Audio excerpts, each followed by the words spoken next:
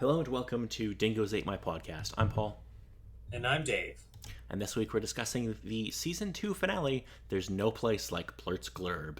This episode originally aired May 22nd, 2001, attracting approximately 4.84 million viewers, which is actually down quite a bit from the previous week. Which is unfortunate. However, number one movie in America this week. Any idea what it might be? Last week was Shrek, but it was only a 1 week deal. Again with that. Yeah, thinking with that around that time.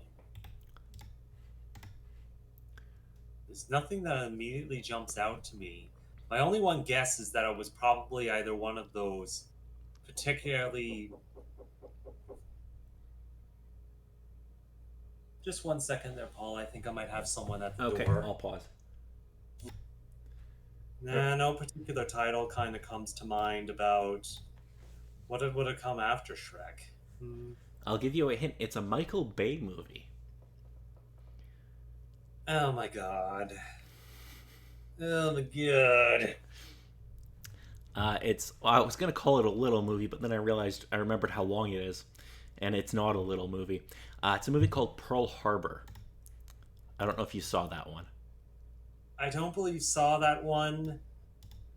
And I don't believe that's kind of the one that really kicked it off, but oh god, Michael Bay movies.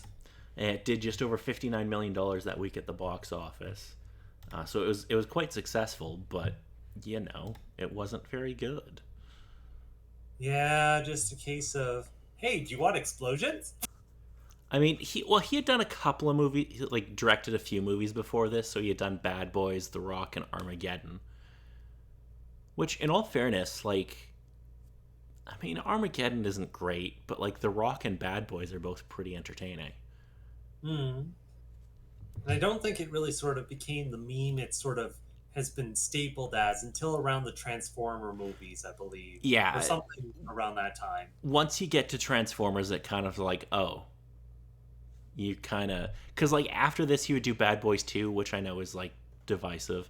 But he would also do The Island, which is a movie I remember quite enjoying. So, he's kind of hit or miss for me. Number one song in America this week. Most likely the same as last week, or has it been dethroned finally? No, it is still All For You by Janet Jackson. And moving on to video games already. So, May 22nd, the day this episode went to air, this little game came out on the PS2, which...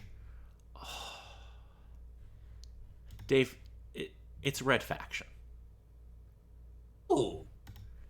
It's Red Faction. Indeed.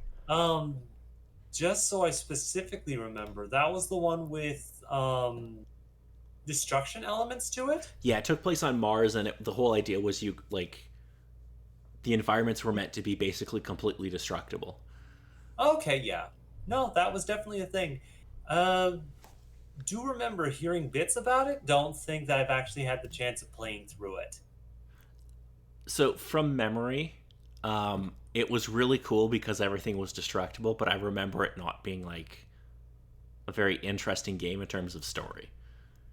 Yeah, kind of a case of they tried to match up with most things that were being released around the time. So, military shooters or things of the like. Yeah, and it's a sci-fi story, but it's not a very good sci-fi story. It's kind of very generic. Yeah, a bit of the case of they had an interesting mechanic and engine to run all this particular stuff in there, just not so much of a story to it. Yeah. Again, sometimes the only thing you can have with some video games. Yes, and on May 28th, on the Dreamcast, we would get... this is another real good one. Crazy Taxi 2. Oh. I do enjoy Crazy Taxi games. Indeed. Though I do kind of question what's additional that they added to Crazy Taxi aside from different levels. I think it was basically you just got... Oh, yeah, obviously new maps. Duh. And you could carry multiple passengers. Okay. Yeah. Kind of adding on to it. Neat. Yeah, and I think there might have been other things too, but I don't. Anyway, so let's move on to the episode. Alrighty. So Cordelia cries over the severed head of Lorne. Until his eyes open, she screams loudly, but Lorne calms her, explaining that his race can survive decapitation if the rest of the body remains intact. Silas is pleased to hear that Cordelia is angry and plans to have his guards get the heads of Wesley and Gunn to add to the princess's collection. Silas tells the guard's captain to go after the humans and kill the bloodsucker angel after talking with one of the servants about the other cows, or humans, running free. Silas blows up the cow's head with a handheld device. He has a similar but larger machine that can take care of all the cows. Wesley and Gunn wait to have their heads chopped off by the rebels. Before it can happen, guards attack the camp. After the battle, Wesley and Gunn convince the rebels that they are not enemies. Freed, they discuss their plans to find Angel and get home. Wesley offers suggestions for attacking the castle and unintentionally becomes their leader. Why does everybody keep making me the leader? Yeah, kind of the thing. Yeah, it's the thing that you like, and it's what you're given, but you're possibly not that great of it, despite the fact that you are. Yeah.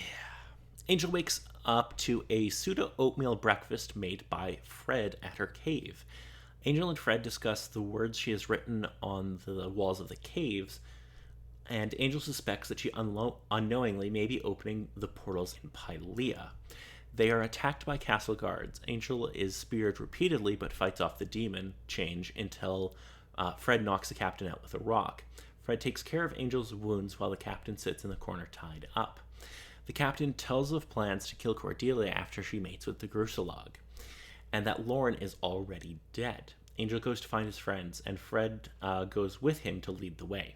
At the castle, Cordelia summons a servant to show her to the mutilation chamber, where Lorne's body is, but the servant cannot. Instead, Cordelia requests the girl's clothes. Disguised as a servant, Cordelia makes her way into the mutilation chamber and finds body parts strewn about wearing Lorne's clothes. Yep. Sorry, their alarm went off. Oh, all good. Gruselik shows up and says he hid Lorne's body and put the clothes on another body to fool the guards. Lorne's body is waiting with his family to be reattached. Gruselik reveals to Cordelia that during their mating he would take her visions from her, wishing to spare her from carrying such a burden. Cordelia explains that she uses her visions to fight evil and does not want to give them up. Before they can talk further, she has a vision of Angel's demon fighting the Gruselug. And you'll notice how throughout the last couple episodes, Cordelia has been mentioning how the visions have been taking more and more out of her. Maybe that'll be a plot point next season. Angel and Fred arrive at the rebel camp, offering their assistance to the efforts. Landok arrives with Lorne's head in a large basket, explaining that he was bringing it home to the body. Later, Wesley tells Angel he must challenge and kill the Gruselug. Angel explains that the reason he fired the gang months ago is because he felt the darkness rising in him and did not want them to witness it. The demon he changes into is the darkness personified, and he's afraid to change into it because he does not think he can come back to human after. Wesley has confidence that he can. He is strong enough to do whatever is necessary. Everyone dispenses from the camp to prepare for the attack. Angel plants a torch in the ground and calls out the Gruselug for battle. Silas, who has been demanding that Cordelia get on with the Kumshock, drags the Gruselug outside to face Angel, lying about Angel to make him angry. Led by Wesley and Gunn, the rebels attack, many of whom get killed in the process. Silas attacks Cordelia, blaming her for all the problems of their land, but she decapitates him just before he triggers the device to kill all human slaves. Gruselug and Angel fight, Angel struggling to stay human, but eventually turning into the demon. Just as the demon is about to kill the Gruselug, Angel's human side regains control, and he tells the Gruselug that they need to find another way. Cordelia arrives and stops the fight by confessing her love for the Gruselug. The next day, Lorne, his head reattached, says goodbye to his family, glad he came back to find out that he does not belong. Cordelia's last act as princess is to make a new law abolishing slavery. after which he appoints Grooslug the ruler of Pylea.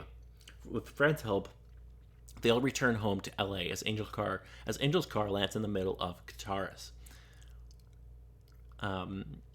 Far happier than they were before they left, the gang return to the hotel, only to find a depressed Will waiting for them. Angel realizes that she came to tell him that Buffy has died. So, what did you think of this episode? It was definitely interesting with going through the whole rest of the story, everything else being kind of concluded, interested with that. Was mildly surprised that they never bothered to take the Gruselog with them, kind of keep the world as it is, but again, sort of keep the story idea of try to improve the place after going there and helping out. And just Lauren's family reaction to him was just all the particular stuff. Just the case of, well, it was a case that I need to come back to completely solidify that I never want to be here again. It's very good. I also love his family still pissed at him, even though him and his friends saved the day. Yeah, God damn it, Lauren. it was just all that, but then, ooh, right at the end, if the last episode cliffhanger didn't kind of leave in stitches, just the case of, ooh, with that, it's like, oh, Willow's there and she's sad, and it's like, it's Buffy, and it's like, wait a minute, doesn't this relate to, oh, Yeah. oh. And I think this is really clever because they kind of, I'm assuming that they kind of engineered the season finale to kind of take Angel and the gang off the board. So he can't interfere in the season 5 finale of Buffy because, different dimension and everything. Yes, with all that sort of stuff. So then there's kind of no way that people can be like, well, why didn't Angel help out? And it's well, he was in another dimension at the time. Haha, there's a reason for it. Yes, there is. Yes, there is. Alrighty, so what did you think of season 2 of Buffy? Or of Angel, rather. Yeah, more so Angel. I was gonna correct you a little bit with that. It has definitely been interesting, kind of building up a bit more with how the correlation of everything has kind of come together.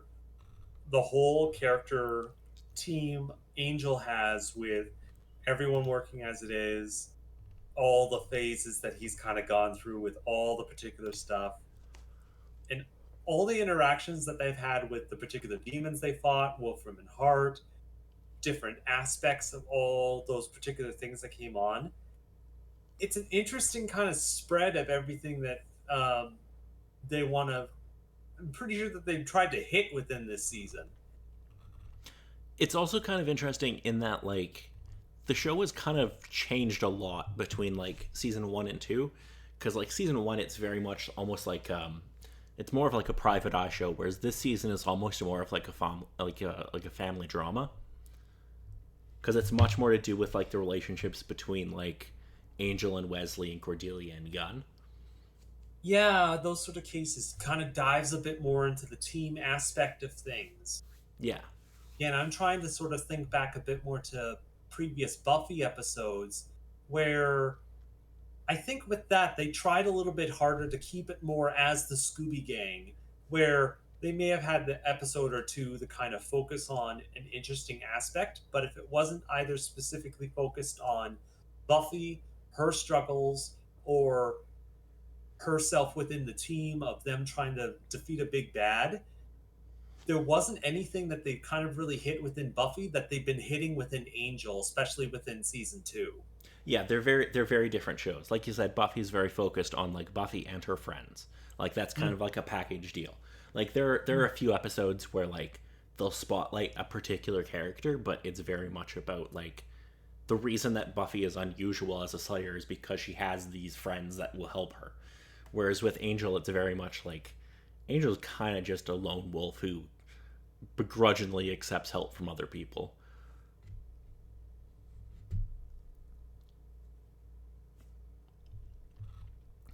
Anyway, now, if there's nothing else you wanted to bring up, we have some international titles for this episode. So, for German, it translates as home sweet home. And in French, end of the rain. There you go. That one's fairly decent. It is pretty good, yes. So, next week we will be discussing the first episode of season 3 entitled Heartthrob. Oh no. Oh, yes. Okay. On a routine patrol, Angel stakes a female vampire he recognizes from his past, but a moment too late, her grief-stricken lover, Angel's old fighting buddy, is out for revenge for the present killing and a betrayal Angelus committed over 200 years ago. Also, Darla's gonna show up. Because of course Darla's gonna show up. And she's gonna have someone or something with her. Yeah, I wouldn't be too surprised. I'm pretty sure it's a multitude of things, but I'll maybe save it as a surprise. Oh, Dave, you're gonna be surprised. Because I don't think you're gonna see this coming.